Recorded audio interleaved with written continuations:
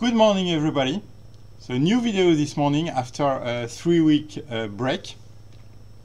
So, what I propose you today is a global overview, a quick overview, I would say, of my technical scenario on Euro Stoxx 50. We'll also look at DAX 30, then S&P 500, and we will end with an outlook, with a global outlook on US 10-year bond yields. So, first of all, Euro Stoxx 50. So at the start of August, my ideal scenario, my preferred scenario, was a continuation of the trading range. So you can see this range here, with possibly a new wave down in August, knowing that the favored scenario was an ABC correction according to Elliott waves. So you can see wave A, wave B with a false upside breakout in late July. And I was favoring a wave C to the downside, close to the low of wave A, and close also to the 200-day moving average. And we can see that what happened in mid-August is exactly this, which means that we had a pullback, but not the start of a significant correction. I mean, significant start of a bear market, of a real bear market. We had a 5% correction.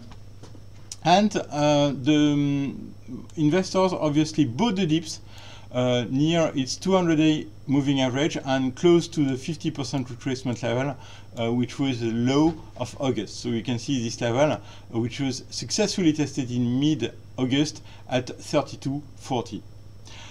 So overall, what I still favor in the short term is a continuation of this trading range, with the Euro Stoxx 50 possibly building now A, B, C, possibly a wave D, then a wave E, and after that maybe a stronger upside acceleration.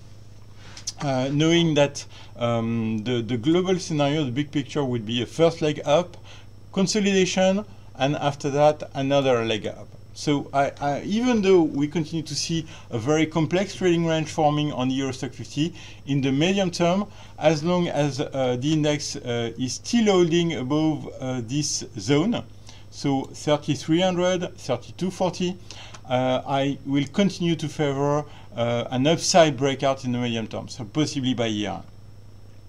If we now look at DAX 30, we can see a similar technical outlook.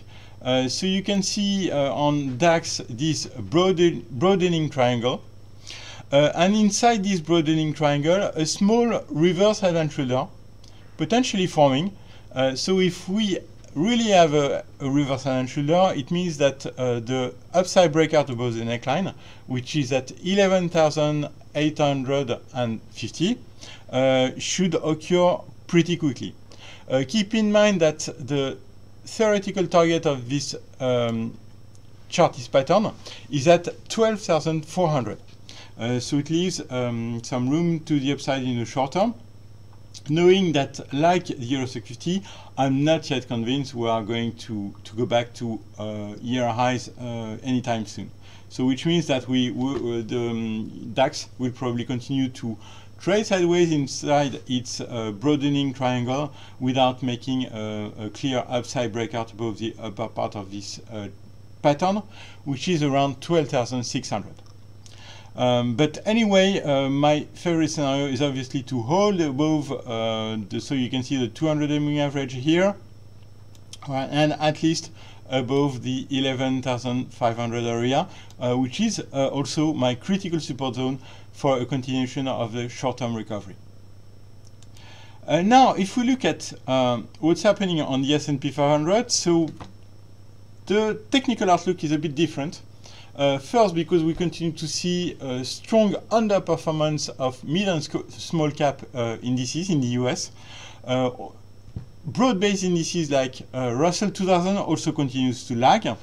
And also, as you can see here, the technical outlook is quite different on the S&P 500 compared to European indices, with a first leg down here. So it was in early August, and formation of a trading range right now. So you can see this range here, which makes me think that the Elliott wave count could be different on the S&P 500. So we possibly made a wave A in early August, and the trading range forming since then, over the last few weeks, could just be a wave B, which means that the S&P 500 may need to make another wave C to the downside. So the bullish the bullish bias I have on European indices is not similar, unfortunately, on the S&P. What will be needed for the S&P to improve in terms of chart is a breakout above so the 2960, 2950 area. So you can see this zone here pretty close to turn a bit more bullish on the S&P, at least in the short term. So as long as we remain in this trading range, there is still a risk of starting a new wave down, a new wave C to the downside, possibly back to 2800 or even a bit lower. So this is for me the I wouldn't say one of the weakest indices, but the one which does not match with the technical bond scenario I see coming on European indices. Before leaving you, I wanted to show you a last chart. It's what's happening on US 10-year bond yields. So we continued in August to see a massive rally of government bond markets, both in Europe and in the US, also in Japan, of course. But if you look at the US 10-year bond yields, you can easily see that US 10-year bond yields made a massive decline this year, and are getting close to an important support zone, which corresponds to the record lows of July 2016. You can also see the lows of late 2012. So which suggests that there are strong major support level around between 140 and 130% on the US 10-year bond yields. And given the amazing decline we saw this year, I would favor profit taking. I would favor investors to start taking profits around this key support zone. So between 140 and 130. So it will be something quite important to monitor, I think, in September. Possible wave of profit taking in this zone, so on US bond yields, on US bonds, sorry, with potentially start of a consolidation move on bond markets. Have a great trading day and a nice weekend.